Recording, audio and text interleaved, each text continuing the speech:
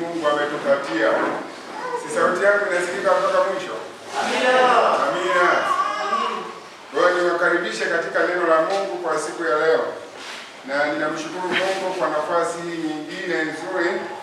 Wiki iliyopita tulijifunza kuhusu kumtolea Mungu kwa imani, kwa moyo wa hiari. Na tuliona kabisa kwamba yule anayemtolea Mungu kwa imani, kwa kuhiari mwenyewe, mafanikio anayaona. Na leo tunaendelea na somo letu la utoaji kwa namna nyingine katika kitabu kile cha Mathayo. Mathayo hiyo sura ya 6, na tunaangalia aya ya 19 hadi ya 21, ambapo neno la Mungu linasema, Mathayo 6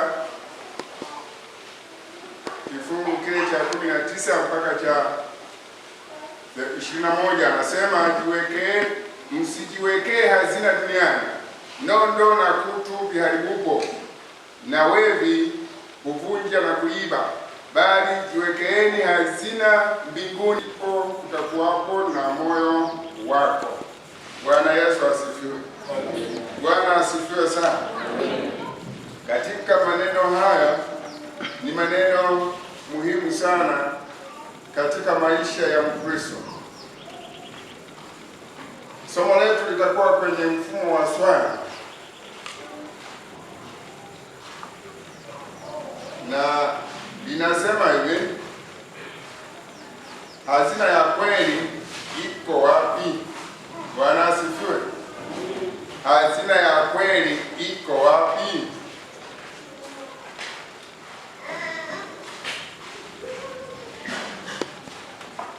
Hazina ya kweli iko wapi?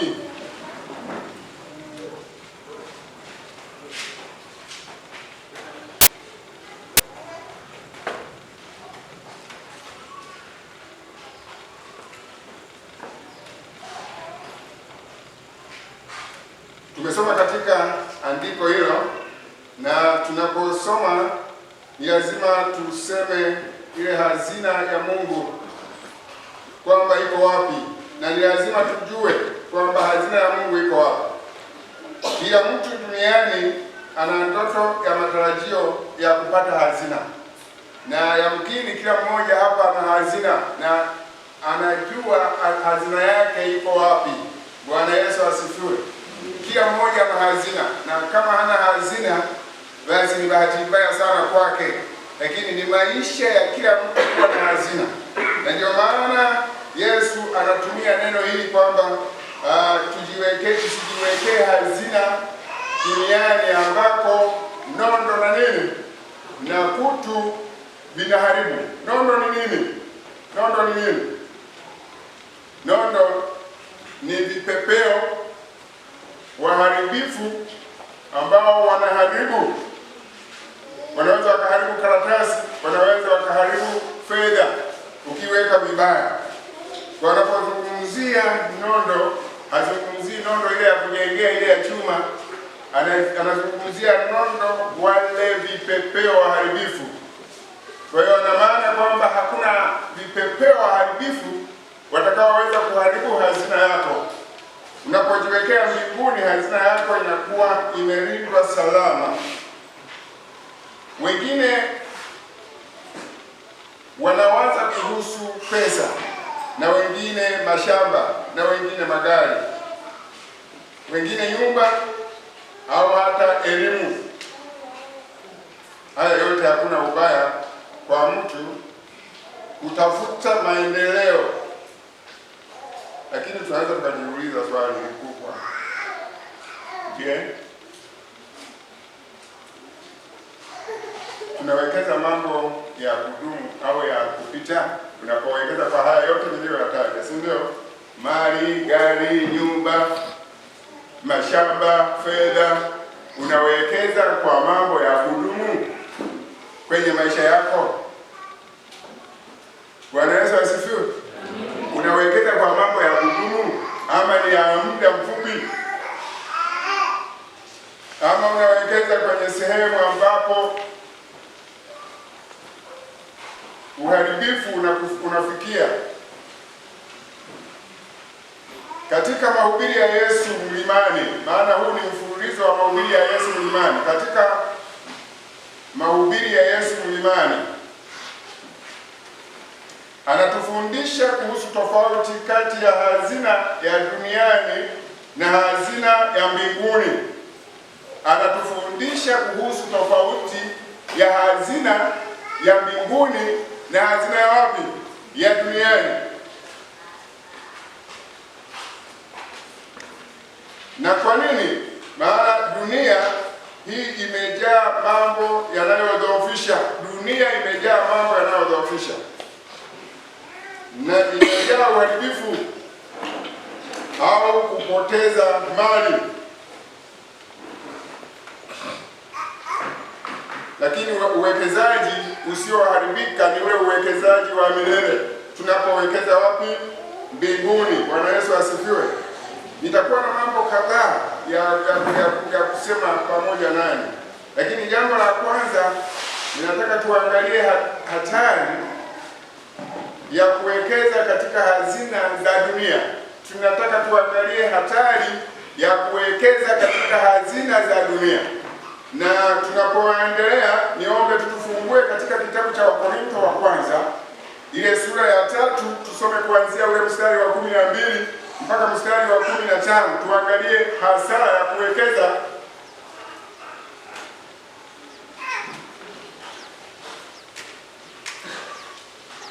katika hazina za dunia. Nani amefika? Wakorintho wa kwanza sura ya 3 mstari wa 12 mpaka ule wa 15.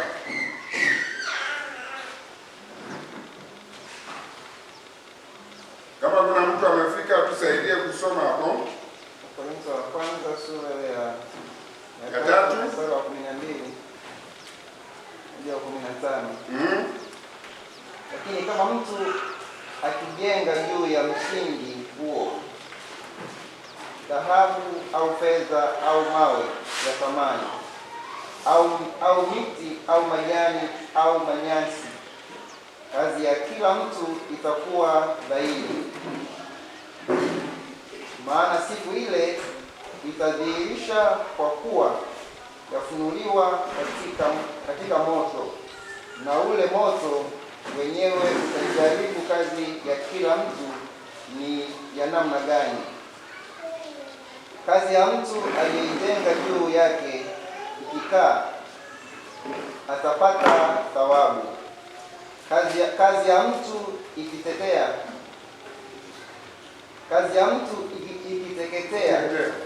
atapata hasara, ila yeye mwenyewe ataokolewa, lakini kama kwa moto. Bwana Yesu asifiwe. Kuna hasara kwenye kuwekeza kwenye hazina za dunia. Na hasara tumeona mahali hapa kwamba wewe katika hazina yako unajenga nini juu ya hazina? Unajenga nyasi, unajenga miti, unajenga dhahabu, au unajenga almasi. Na ni wazi kabisa kwamba kitu cha thamani ni lazima kionekane kwa njia ya kujaribiwa, na hakuna kitu ambacho hakijaribiwi. Wewe ulioajiriwa, si ndio? Bwana asifiwe. Huwa kuna kitu kinaitwa interview. Sawa? Kuna interview na kuna mahojiano, si ndio? Ili uonekane umesoma na si una degree ya nini, ni lazima uingie kwenye mahojiano, kwenye interview. Maana hawawezi kukuajiri bila kukuhoji, na hayo mahojiano ndio kujua thamani yako, thamani ya elimu yako, thamani ya ujuzi wako inajulikana kwa njia ya nini? Ya mahojiano, si ndio? Lakini pia unakuwa na kuandika. Bwana asifiwe sana. Na kila sehemu huwa kuna mahojiano. Wakati mimi nimechaguliwa kuwa mchungaji, nilifikiri ni kwenda tu, lakini tukaletewa barua ya kwenda kufanya interview. Sasa kulikuwa na interview aina mbili, ya kuandika na mahojiano. Bwana Yesu asifiwe. Tuko pamoja? Sasa kwa hiyo ni mbaya zaidi, maana kuna mtego. Unakuta kiti kiko wazi, unaweka kiti kiko wazi, unaelewa? Sasa wanaangalia wale wazee watakao wakuta hicho kiti utakikalia bila kukaribishwa.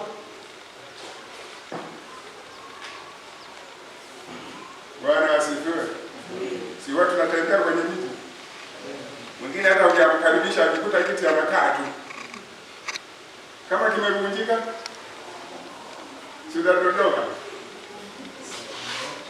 Kama kipo kwenye shimo sitaingia shimoni. Amina. Kwa ili kitu kipimwe, ili dhahabu ionekane kuwa safi, ni lazima ipitishwe kwenye moto, na ndipo dhahabu ionekane namna gani? Safi. Na kama itateketea, hilo sio dhahabu. Kama itayeyuka, hilo sio dhahabu, ni magumashi. Bwana Yesu asifiwe. Vivyo hivyo katika maisha ya Ukristo, tunapowekeza hazina zetu, ni lazima maisha yetu yapimwe, maisha ya imani yetu ipimwe. Na imani inaposimama, ndipo unaonekana kwamba wewe ni Mkristo halisi, Mkristo usiyeyumbishwa na mawimbi, Mkristo usiyeyumbishwa na majaribu. Maana wapo Wakristo wakiguswa kidogo tu wanarudi nyuma, na wengine wanasema kwamba nitakuachieni na kanisa lenu. Kanisa ni nini? Kanisa ni wewe mwenyewe. Kwa hiyo unaposema utamwachieni, hili sio kanisa, hili ni jengo, mahali ambapo tunaabudu. Na ujue kabisa mahali popote unapoenda, wewe kama ni Mkristo uliyeokolewa, ni lazima ujaribiwe. Na hapa Paulo ameainisha kwamba tutajaribiwa. Kazi zetu, huduma zetu zitapimwa kama kwa moto, na zikiteketea si tutaokoka, lakini hakuna thawabu. Bwana asifiwe. Tuko pamoja? Hakuna nini? Hakuna thawabu. Na hakuna mtu anayefanya kazi bila kutarajia kupata kitu. Hakuna mtu anayefanya kazi bure kwamba asipate kitu. Kila mmoja anapofanya kazi, anafanya kazi ili apate. Na katika Ukristo wetu, tunapokuwa Wakristo, tunategemea kupata uzima wa milele, lakini si uzima wa milele tu, ni zaidi ya uzima wa milele. Maana kule mbinguni tutavikwa utukufu, kila mmoja atavikwa taji kulingana na alivyotumika akiwa hapa duniani. Bwana Yesu asifiwe. Bwana Yesu asifiwe. Kwa kazi yake itapimwa, na ikiteketea, Biblia inasema ataokolewa kama kwa moto. Na unaposema kama kwa moto, tunaweza kumwangalia mtu ambaye amebahatika kupata janga la moto. Mtu anapopata na janga la moto, huwa amkuli chochote ndani ya nyumba, anatoka kama alivyo na nguo alizo nazo. Bwana Yesu asifiwe. Tuko pamoja? Kwa hiyo tunawekeza nini kwenye hazina zetu? Tuna hazina. Kwenye hazina tunawekeza nini?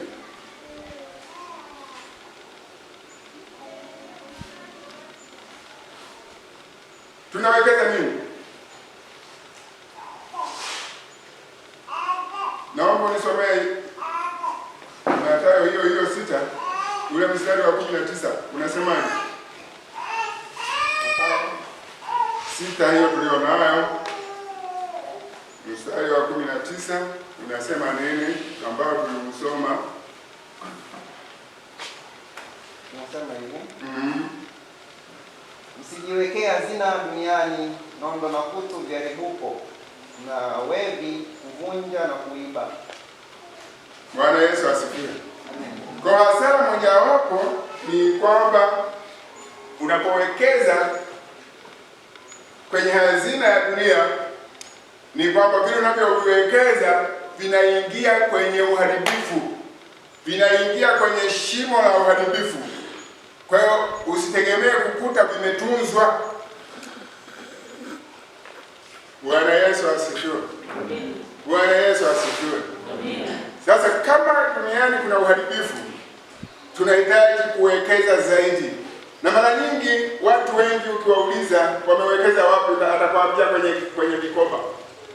Na wengi hapa tuko kwenye vikoba, si ndio? Na kule tunakotoa sana ni kwenye vikoba. Na kwa mambo mengine ambayo sisi tunayajua. Lakini ukimwambia mtu kuwekeza kwa Mungu, anakunja mikono.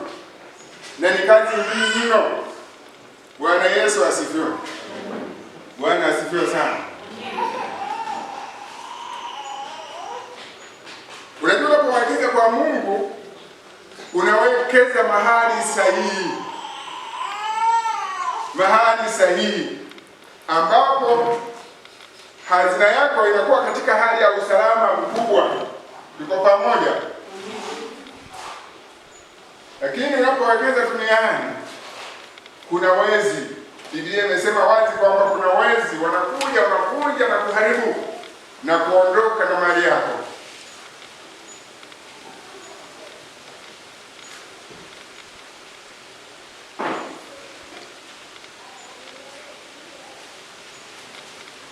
Katika mahubiri haya ya Yesu Mlimani, Yesu anatukumbusha kuwa mali za dunia zina mipaka yake, kwamba si za kudumu, zina mipaka yake.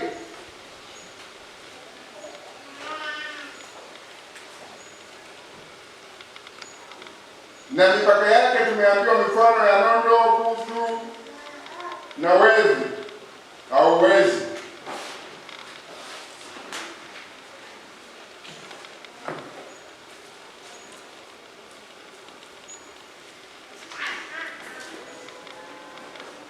Bwana Yesu asifiwe. Bwana Yesu asifiwe. Amen. Kuna wengine huwa wanawekeza kwenye magari.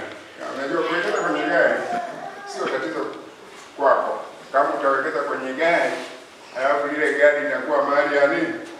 Ya Mungu, si ndio? Kwenye kazi ya Mungu linafanya kazi ya Mungu. Kila sehemu liko tu kwenye kazi ya nani? Ya Mungu. Sawa, wengine wanawekeza kwenye majumba. Hiyo nyumba je, inafanya kazi ya Mungu? Bwana Yesu asifiwe. Unajua kuna wengine anaweza kanunua gari hata kulitumia asilitumie. Si tunajua hilo? Bwana Yesu asifiwe. Bwana asifiwe. Na kuna wengine wananunua magari kwa ajili ya kukomoa watu. Si ndio? Kuna kijana mmoja alikuwa anasema kwamba mtaniona tu mimi nikinunua gari nitawarushia matope. Si wapo watu wanamna hiyo? Unalinunua kwa ajili ya kuwekeza kwa Mungu, unalinunua kwa ajili ya kukomoa watu. Ni kukomoa watu, si ndio? Sasa huo sio uwekezaji.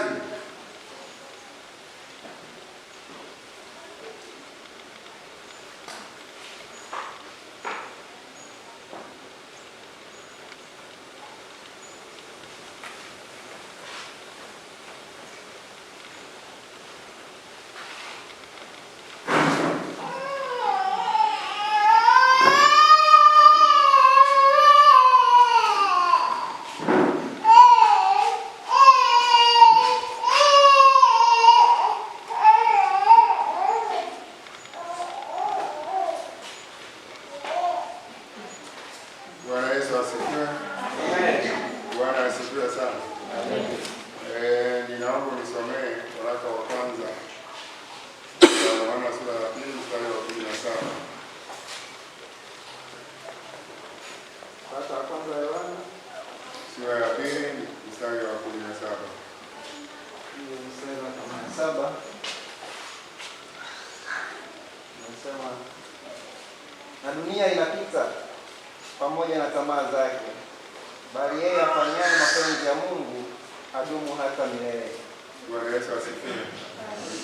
Tusiwekeze kwenye dunia inayopita kwa pamoja. Maana dunia inapita pamoja na nini? Na tamaa zake. Lakini tunachotakiwa ni kudumu katika kufanya mapenzi ya Mungu.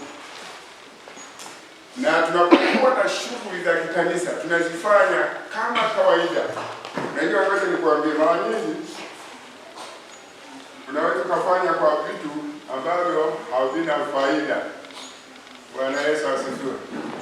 Bwana asifiwe sana. Wakati nikiwa Kenya, ilitokea harusi moja. Rafiki yangu akamwambia, mbona wewe ni mzito kwenda kwenye harusi? Akasema kwamba mambo ya harusi, ndugu yangu, hayatabiriki. Sisi huku huwa tunaenda kwenye uwekezaji ulio sahihi. Nikamwambia, kwani harusi sio sahihi? Ni sahihi, lakini unasemaje hapo? Kwako unasemaje?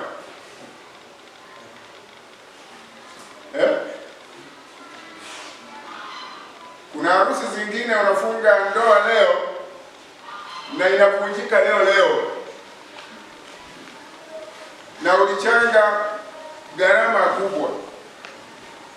Kuna harusi moja Magomeni, siwezi kusema ni nani alifungisha, nani alifunga. Yaani siku ile walipoingia ukumbini, bibi harusi hakutokea, amekataa, mimi siolewe. Lakini wameendesha kutoka huko, wameendesha. Lakini siku ya harusi atakataa kuingia kanisani kwamba mimi siolewe. Ninakumbuka kama sikosei, yule rafiki wa bibi harusi ndio akawa bibi harusi.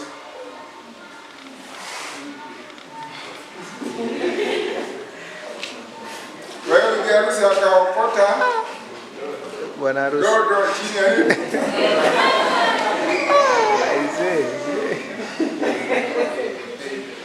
Bwana Yesu asifiwe. Na kipindi kile, unajua hivyo, kipindi kile wale waliokuwa rafiki wa bibi harusi ni wale ambao hana mme. Hata wakati sisi tunaoa tulisindikizwa na mwanaume ambaye hajaoa. Sawa. Ilikuwa hivyo, imebadilika hivi karibuni tu, kwamba kusindikiza bibi harusi au bwana harusi mpaka umefanya nini? Umeoa. Lakini kipindi kile ilikuwa hivyo, na ndio maana ikageuka tu, jamaa akaokota. Bwana Yesu asifiwe. Sasa tunazungumzia uwekezaji. Sawa, kuweka hazina mahali palipo sahihi. Unajua, ngoja nikwambie, hata Yesu mwenyewe alisema hivi alipoulizwa kwamba kuna bwana mmoja alikuwa na wanawake wangapi? 7. Sawa. Wa kwanza akafanya nini? Akaondoka. Wa pili akaondoka, na wote 7 wakaondoka, si ndio? Sasa katika kiama atakuwa mke wa nani? Yesu alijibu. Alisema hivi, mwapotea maana hamyaelewi, hamyajui maandiko, maana katika ufalme wa Mungu hakuna kuoa wala kuolewa. Bwana Yesu asifiwe. Kwa watu wawekeza kwenye hazina hiyo sasa. Bwana Yesu asifiwe. Sikuambii kwamba waache kuwekeza kwenye harusi, wekeza. Pande zote uwe na hazina, hapa duniani uwe na hazina, na mbinguni uwe na nini? Na hazina. Unajua, unaweza ukaegemea upande mmoja, ukawekeza upande mmoja, upande wa Mungu ukasahau kuwekeza, ambapo ndiko maisha yako yalipo. Biblia inasema linda sana moyo wako kuliko yote uyalindayo, maana huko ndiko zitokako chemchemi za nini? Za uzima. Na anasema huyu Sulemani, anaendelea kusema kwamba mheshimu Bwana kwa mali yako. Unapofika kwa Bwana, mheshimu Bwana kwa mali yako, kwa nguvu zako, kwa akili zako, kwa kila kitu ulicho nacho. Unapofanya hivyo unawekeza kwa nani? Kwa Bwana. Kwa hiyo nikwambia, tunapomtolea Bwana hatumtolei mtu fulani. Tuko pamoja? Tunapomtolea Bwana tunamtolea Mungu, unamtumikia Mungu. Na ndio maana wiki iliyopita nilisema kwamba lazima umtolee Mungu kwa moyo mkunjufu, kwa moyo wa unyenyekevu, kwa moyo wa hiari, sio kwa kulazimishwa. Maana unawekeza kwa nani? Kwa Mungu. Mungu aliyekuumba Mungu aliyekuokoa na Mungu anayekupa uzima na Mungu anayekupa pumzi. Wekeze huko, na ukiwekeze huko utakuwa na hazina kubwa katika maisha yako. Bwana Yesu asifiwe. Bwana Yesu asifiwe. Kama unavyoweza ukawekeza kwenye maisha yako ukawa na hazina, hata mbinguni unatakiwa uwe na hazina, uwekeze vya kutosha na usilazimishwe. Bwana Yesu asifiwe. Imani ni ya kila mmoja. Haiwezekani ukaamuliwa na mtu juu ya kuwekeza, ni wewe mwenyewe. Bwana Yesu asifiwe. Wewe tuliyookoka, nani alikusukuma kuja kuokoka? Kuna somebody alikusukuma kuja kuokoka? Maana hapa ni mahali ambapo Mungu mwenyewe anasema na wewe. Mungu mwenyewe anakuondoa kuliko, anakuleta mahali salama. Sasa anapokuleta mahali salama, amekutoa huko ujiwekeze. Maisha yako yawe na thamani. Unapokufa maisha yako yawe na thamani, na wala isiwe tu kwamba Mungu aiweke mahala peponi roho ya marehemu. Si ndio?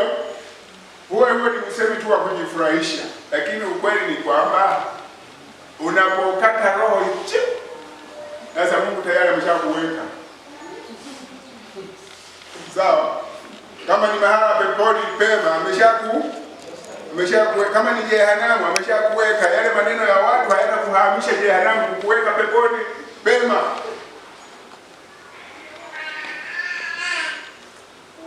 Maana katika Waebrania anasema kwamba kama kifo kilivyowekwa sawa sawa, mara tu baada ya kufa hukumu. Unapokata roho tu ni hukumu. Sasa unapokata roho na kuhukumiwa, je, uliwekeza nini? Jambo la pili, faida ya kuwekeza katika hazina ya mbinguni. Ule mstari wa 20 unaweza kusoma mstari wa 20. Yesu asifiwe. Faida ya kuwekeza mbinguni ni kwamba kuna usalama wa kutosha, na ulinzi wa mbinguni unalindwa na nani? Na malaika. Tuko pamoja? Kule hakuna king'ora kwamba pesa zinapita, gari la pesa linapita. Hakuna. Ndio? Bwana asifiwe sana. Kuna king'ora cha kulinda pesa, cha kusafirisha pesa. Jamani, sisi wakati tunakuwa tuliona kwamba kumbe gari wewe linasindikizwa na nini? Na bunduki kuna king'ora. Sawa? Kipindi kile watu wanalima pamba, zinapelekwa pesa kwenye nini? Kwenye magara, watu wanauza. Sasa kule mbinguni hakuna king'ora. Kuna usalama tele. Kuna usalama wa kutosha. Pesa yako imelindwa. Hazina yako imelindwa. Hazina yako imetunzwa. Na kila mmoja hazina yake imetunzwa. Na utakapoenda kule utaikuta hiyo hazina yako. Maana nondo, kutu, wevi hawawezi kufika kule. Wala hawawezi kuharibu, hawawezi kuvunja. Hiyo ndio faida kubwa. Lakini pia inazaa. Bwana Yesu asifiwe.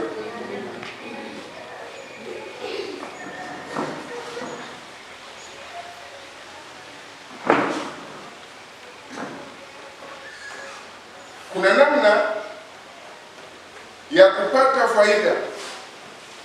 Wapo wahitaji. Unapowapa wahitaji mahitaji yao, unawekeza mbinguni, kwa sababu wale ni watu wa nani? Wa Mungu. Unapotoa, si kutoa sadaka tu. Unapotoa kwa yatima, unapotoa kwa wajane, unapotoa kwa wahitaji wa kila aina, unajiwekea hazina kwa nani? Kwa Mungu. Mara nyingi wengine tunawapita tu wahitaji, hatuwapi. Wakati mwingine viwete hatuwapi. Ingawa pia unahitaji kuwa na macho ya roho. Si ndio? Bwana asifiwe. Unahitaji kuwa na macho ya rohoni. Kuna vipofu wengine wanapaka utovu machoni. ili apate shekeri. Kwa anapaka utovu machoni, anakuwa kipofu, halafu anakaa. Wewe unamkuta unafikiri ni kipofu. Kwa lazima uwe na macho ya rohoni. Sawa sawa? Tuko pamoja. Kuna uviwete vya kuiga sasa hivi. Watu wameona kwenye ukiwete ndio kuna nini? Ndio kuna fedha, sivyo? Lakini ukweli ni kwamba tunapowapa mahitaji wahitaji, tunawekeza. Tunapofanya kazi ya Mungu kwa uaminifu, tunawekeza. Tunapofanya kazi ya Mungu kwa ushirika, kwa kushirikiana, tunawekeza. Bwana Yesu asifiwe. Tuko pamoja?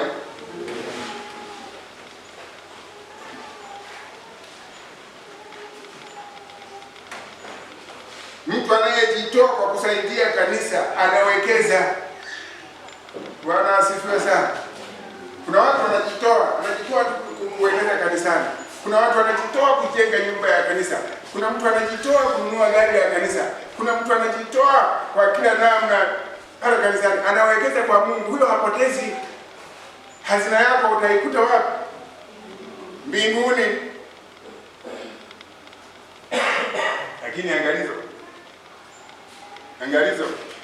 Sawa?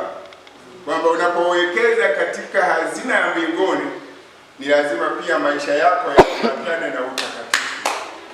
Bwana asifiwe sana. Yaambatane na nini? Maana bila utakatifu utafanya kazi ya bure. Maana Mungu anachoangalia, anaangalia ule utakatifu ulitembeaje ukiwa hapa duniani. Na mifano mingi katika Biblia imetolewa. Mingi imetolewa. Kwa hiyo kuna watu ambao walitoa lakini maisha yao yakawa kinyume na nani? Na Mungu. Huwezi kukuta hazina kule mbinguni.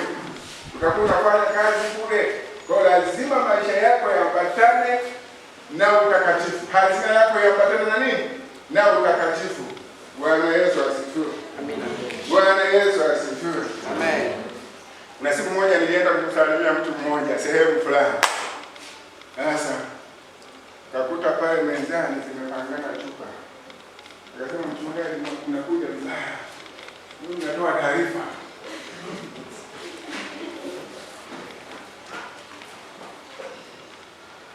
Kwani chupa ni mbaya?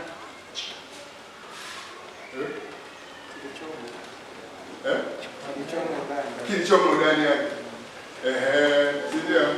Kama chupa ina soda, unasema kwamba mchungaji mimi nakutaarifu.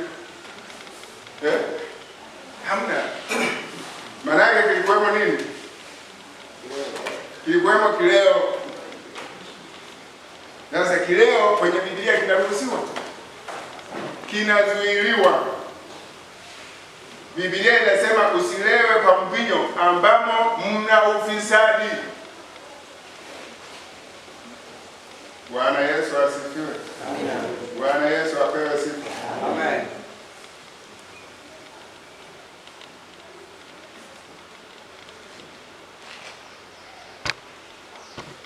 Jambo la tatu. Moyo wako uko mahali hazina yako ilipo. Sawa sawa? Je, moyo wako upo mahali hazina yako ilipo? Bwana asifiwe sana. Kama ukiwa na hazina hapa duniani unajua. Sawa sawa? Kipindi cha zamani nilikuwa nakaa na bibi yangu. Kuna siku nilienda kwa bibi nikakaa kama mwezi hivi. Nikawa naangalia bibi anavyofanya. Nikakuta bibi amechimbia kichungu chini. Sasa nikawa najiuliza hapo kuna nini hapo amechimbia. Kumbe kuna hela. Akitoka sehemu yote lazima aende akafukue. Kulikuwa na mchanga fulani anafukua, anaangalia. Alafu anamrudishia.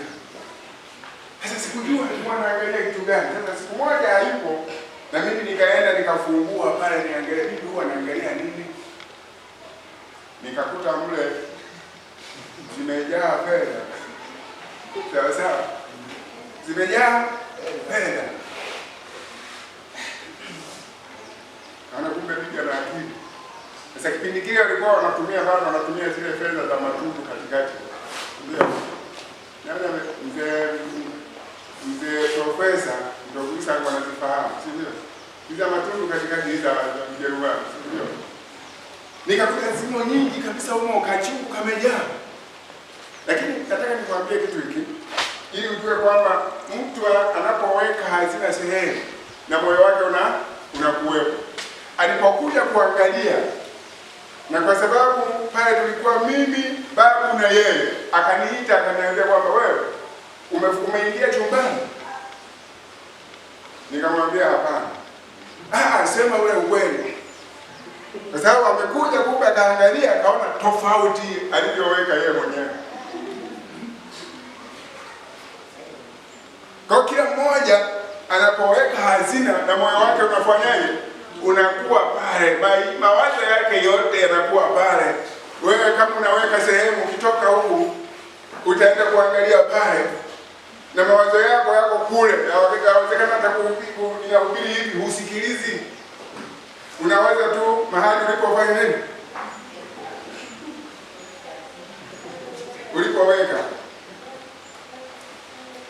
Unapoweka hazina na moyo wako unakuwa pale. Bwana Yesu asifiwe. Lakini pia sio hivyo tu, ni kwamba moyo wako unaambatanishwa na hazina yako. Bwana Yesu asifiwe. Bwana Yesu asifiwe. Bwana asifiwe sana.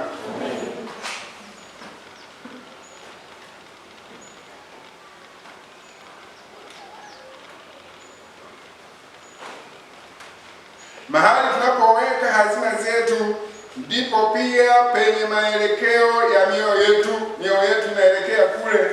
Ikiwa tunathamini vitu vya dunia zaidi kuliko vitu vya kimungu, moyo wetu utatazama hivyo vitu, utatazama huko kwenye mambo ya duniani. Lakini tukithamini mambo ya kiroho na ya milele, basi maisha yetu yataelekezwa na Mungu huko. Hatutaelekea kwa vile vya duniani. Na unapoambiwa kuweka hazina kwa Mungu, moyo wako hausiti, hauwi mzito. Unaweka kwa sababu moyo wako umeelekezwa kule. Na hivyo hivi mtu anapomwamini Yesu, moyo wake unaelekezwa kwa Mungu na maisha yake yote yanaelekezwa kwa Mungu. Kwa anachokiona cha thamani katika maisha yake ni kwa Mungu. Ingawa hata vitu vyote ni vya thamani, lakini thamani zaidi inaelekea kwa nani? Kwa Mungu. Kwa hiyo wale tunaoweka hazina kwa Mungu lazima uelekeze moyo wako, lakini si wewe tu, Mungu auelekeze moyo wako kwenye hazina yake. Bwana Yesu asifiwe. Bwana Yesu asifiwe.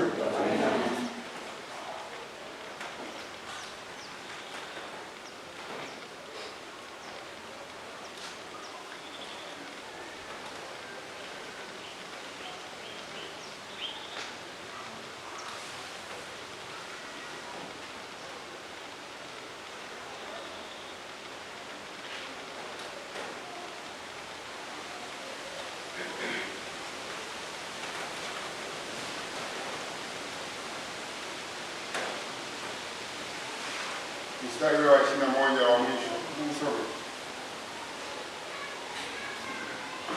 Mathayo sura ya 6 mstari wa 21. Kwa kuwa hazina yako ilipo ndipo utakapokuwapo na moyo wako. Bwana Yesu asifiwe. Kwa kuwa hazina yako ilipo ndipo utakapokuwapo na nini? Na moyo wako. Moyo wako utakuwa kwenye hazina ile ambayo Mungu umeiweka kwake. Maana lazima hazina yako hiyo wapi? Iwe kule ulikoiweka. Bwana asifiwe sana. Amen. Bwana Yesu asifiwe. Amen. Bwana Yesu asifiwe. Amen. Tumeambiwa kwamba dunia inapita pamoja na tamaa zake. Kwa hiyo tusielekeze sana kuweka hazina zetu kwenye dunia, kwenye ulimwengu.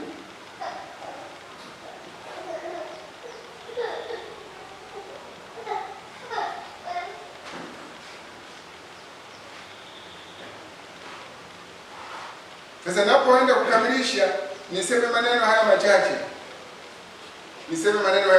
Kwamba unapoweka hazina yako iwe ni kwa muda wako. Muda wako uweke kwa Bwana.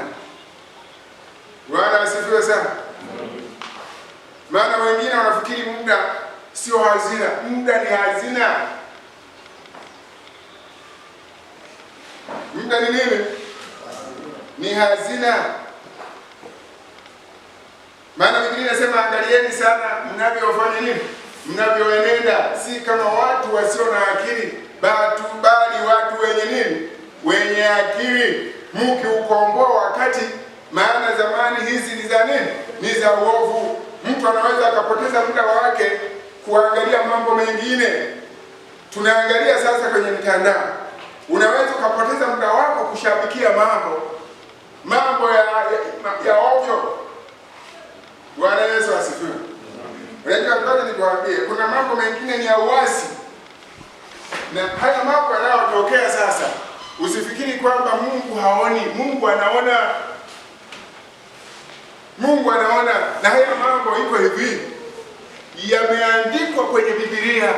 Ni lazima yatimie. Hayo unayoona mashariki huko ya kati yanatimiza maandiko matakatifu. Maana Biblia inasema kwamba asomaye na afanyie afahamu. Sasa usijiingize kwenye mambo hayo ukaharibu hazina yako. Ukaharibu hazina yako ya muda, ukaharibu hazina yako ya kujiwekea uzima wa milele mbinguni.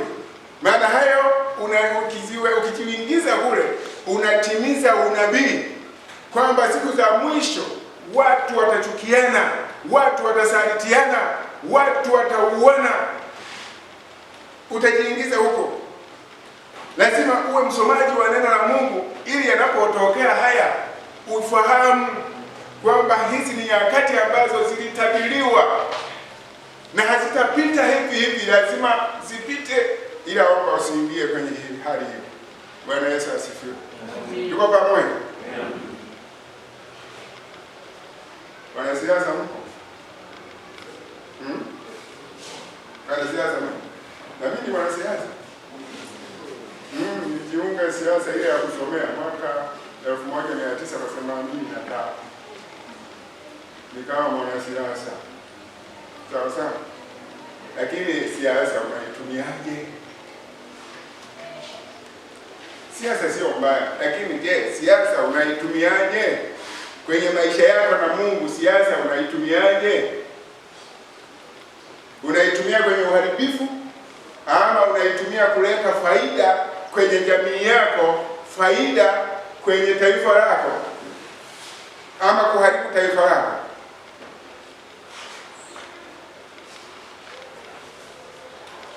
Bwana asifiwe. Kwa lazima tuangalie sana. Unaweza ukajiingiza huko ukaharibu hazina yako kwa Mungu wako. Maana kuna mambo mengine yametabiriwa. Sasa unaingia kwenye ushabiki kwa vitu ambavyo vimefanya nini? Nimetabiriwa. Isome vizuri Mathayo ile sura ya 24 yote na ile ya 25 yote inazungumza mambo hayo yote na haiachi neno lolote. Na Biblia inasema hayo ndio utungu. Ukiendelea kuishi utakutana na mambo magumu zaidi ya haya.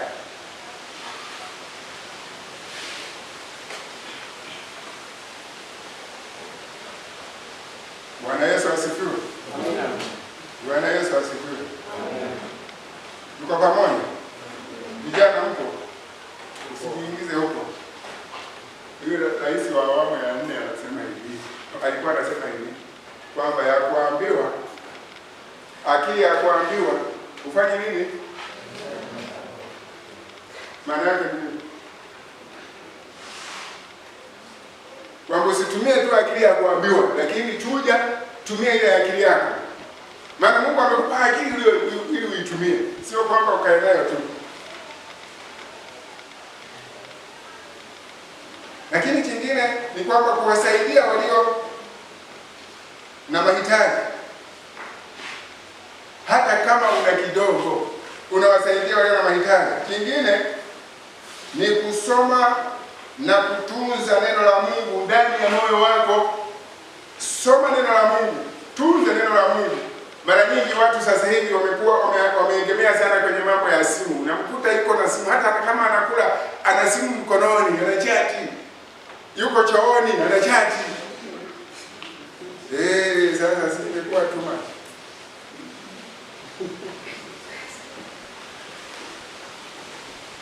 Mlio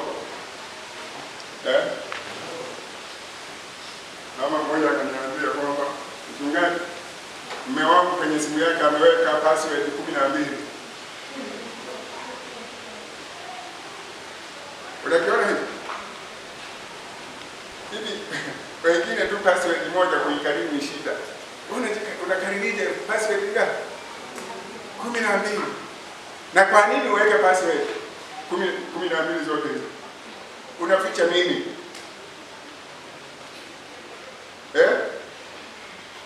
Bwana asifiwe. Watu wa Mungu, unaficha nini? Wewe si mtu wa Mungu.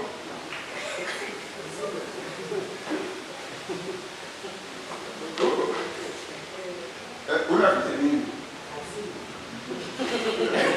Hasina gani? Hasina uharibifu. Bwana Yesu asifiwe. Tumepotea kwa sababu hatuyajui maandiko.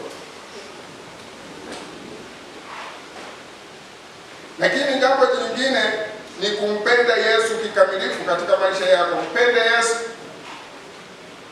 Hata kama unapita kwenye majaribu, hata kama una simu, ile simu yako itumie kumtukuza nani? Mungu. Bwana Yesu asifiwe. Ina grupu, hata kama wewe unapenda kujiunga naweza nikakuunganisha. Ina grupu la wanafunzi wa UDOM. Tunajifunza neno la Mungu kila siku. Kuna mada hata leo nasubiri tu kutoka kanisani watakuwa wameweka ile mada. Tunaanza kujifunza neno la Mungu. Wameniomba niwafundishe neno la Mungu. Tumemaliza somo la ubatizo na leo tunaanza eschatology, mambo ya kurudi kwa Yesu Kristo. Bwana Yesu asifiwe. Kwa simu ni nzuri ukiitumia vizuri. Simu ina faida ukiitumia vizuri. Simu ina utukufu ukiitumia vizuri. Simu ni mbaya ukiitumia vibaya. Simu ina uharibifu ukiitumia vibaya. Akili yako itaharibiwa na simu. Tuko pamoja? Kwa tunahitaji kuwa na akili nzuri kwenye uwekezaji.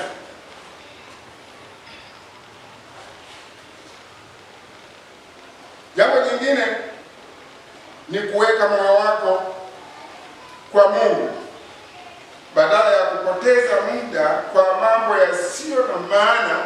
Weka moyo wako kwa nani? Kwa Mungu.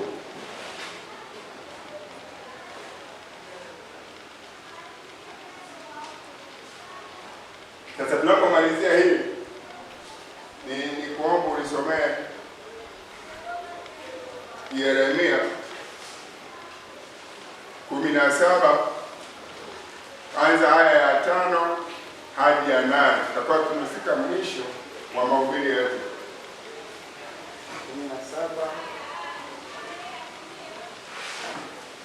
17 Yeremia 17 mstari wa kwanza. Mstari wa 5 hadi wa 8. Mstari wa 5 hadi wa 8.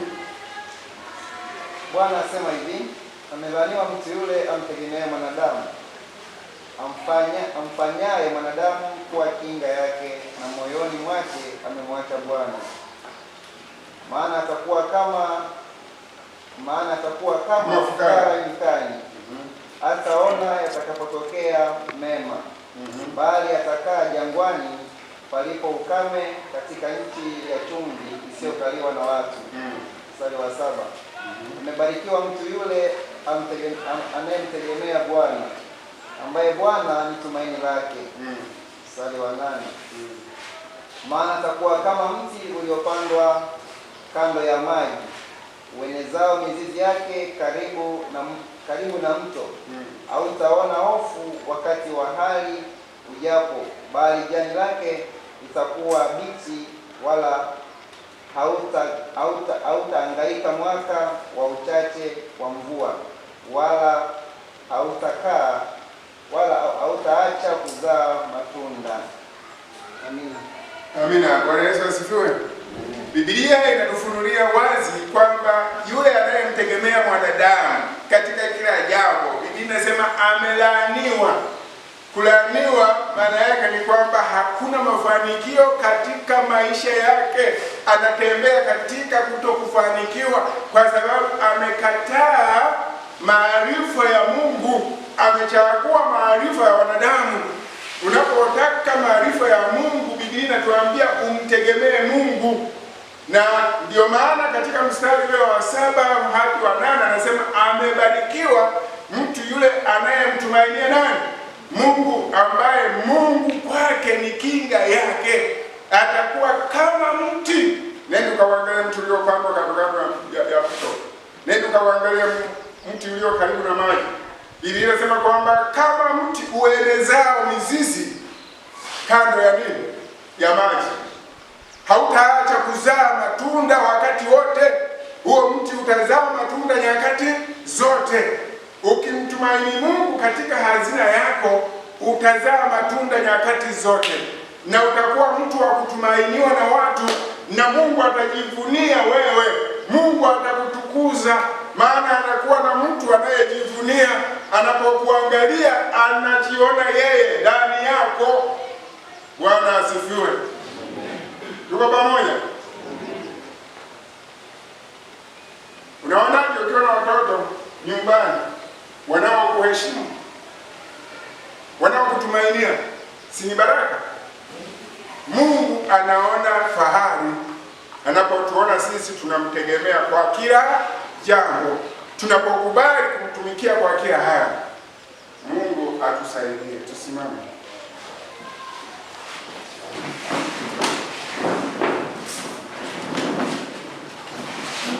Wimbo wetu, karibuni. Karibuni, wimbo wetu namba 30.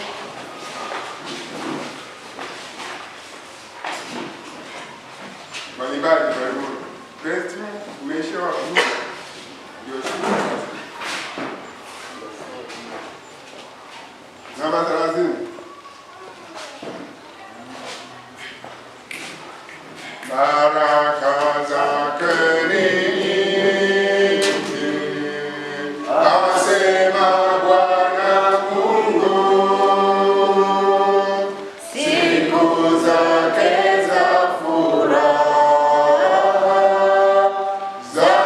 Zakaribia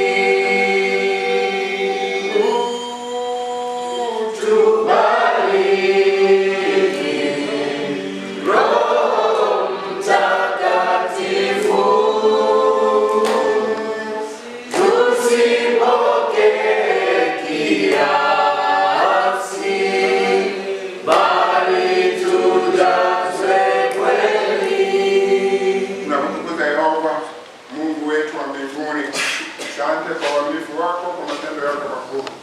Wewe ni Baba yetu unayetupenda na wala upendi tupotee katika kila jambo. Wewe Mungu unatuvumilia na unatulinda, unatutunza. Tunasema asante kwa yote unayoyatenda katika maisha yetu. Na sasa ninakushukuru mno kwa neno lako la kuwekea hazina mbinguni, ambako nondo, kutu, wevi hawavunji na kuiba. Baba, utusaidie kulielewa neno hili na tuweke hazina zetu mbinguni, mahali ambapo uharibifu wa aina yoyote hauwezi ukafika. Tusaidie Mungu wa mbinguni. Tunaomba uendelee kulinda na kutunza maisha yetu. Sisi ni watoto wako Bwana, uliyetuita kwa jina, familia yako. Mungu uwe pamoja nasi. Tusaidie tuingiapo majumbani kwetu, tutokapo Bwana uwe pamoja nasi. Na kila tunayoyafanya tuyafanye chini ya uwezo wako, chini ya ulinzi wako, chini ya msaada wako. Usituache, usipungue neno kwetu. Wewe tunakutumaini na kukuangalia, maana wewe ndio chanzo cha maisha yetu. Wewe ndio chanzo cha wokovu wetu. Wewe ni msaada na utakuwa mwisho wa maisha yetu. Tunakutumaini Mungu wa mbinguni. Tusaidie tutembee katika mwanga na nuru yako ya Bwana. Tutembee katika uongozi wa Roho Mtakatifu. Tumpe nafasi Roho Mtakatifu katika maisha yetu. Atushepu kama anavyotaka yeye mwenyewe. Kwa jina la Yesu Kristo, usituache Bwana. Wakati huu tunapoelekea mwisho wa ibada hii, tunakabidhi maisha yetu mikononi mwako. Utulinde na yule mwovu, utuepushe naye, tuepushe na makano yake, tuepushe na makucha yake.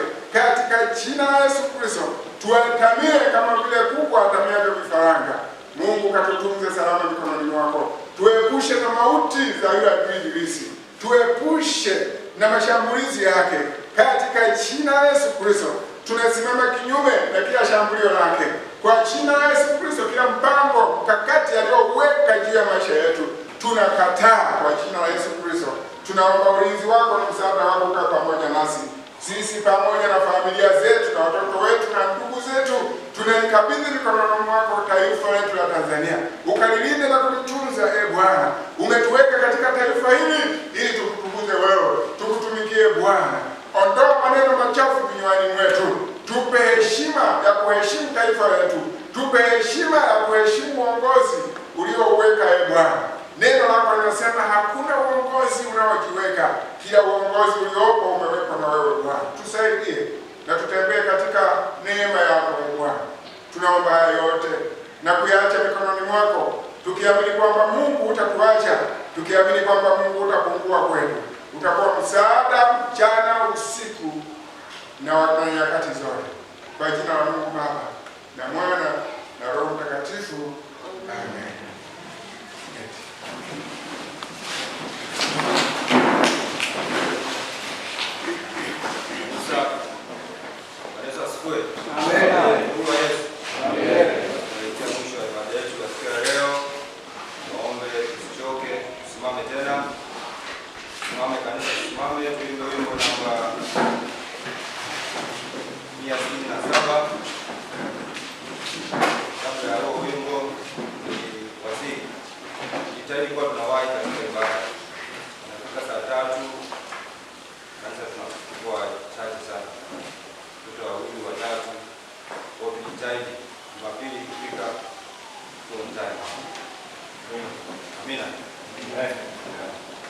Basi tuimbe ule ubeti wa kwanza na watatu 167. Twende kwa Yesu mimi nawe, atuonyesha njia yake, wimo shuoni na mwenyewe afasema njoo, na furaha tutaiona mioyo sana kwako Mwokozi.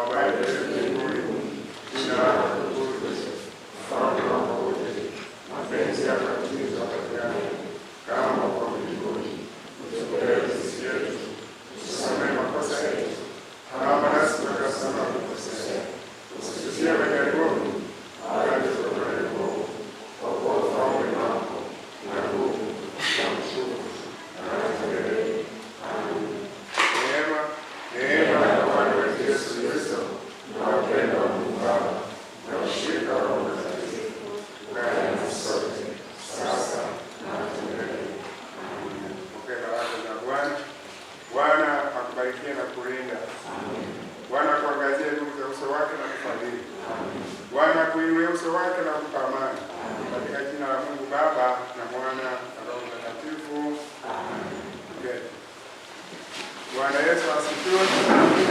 Baada yetu kwa siku ya leo kuna jana aliuliza mtu swali kwamba mbona kwenye sala ya Baba yetu ulio mbinguni kuna sehemu wengine wanasema lakini, wengine wanasema bali. Iko hivi, mahali pale ni kila Biblia, yaani matoleo ya Biblia. Kuna matoleo mengine ya Biblia yanasema lakini, kuna matoleo mengine ya Biblia yanasema bali. Kwa mfano, ile toleo la Union Version, sawa, hiyo inasema lakini ile Kiswahili cha kisasa inatumia bali. Bwana Yesu asifiwe. Kwa kuna mengine ni kuangalia tu tafsiri za nini za Biblia zinasemaje, maana wanatumia kulingana na tafsiri za nini za Biblia. Kuna tafsiri zingine zinasema bali, kuna zingine lakini. Kwa hiyo nilipenda kujibu hili kwa wote, ili kama kuna mwingine mwenye utata na hilo asiendelee tena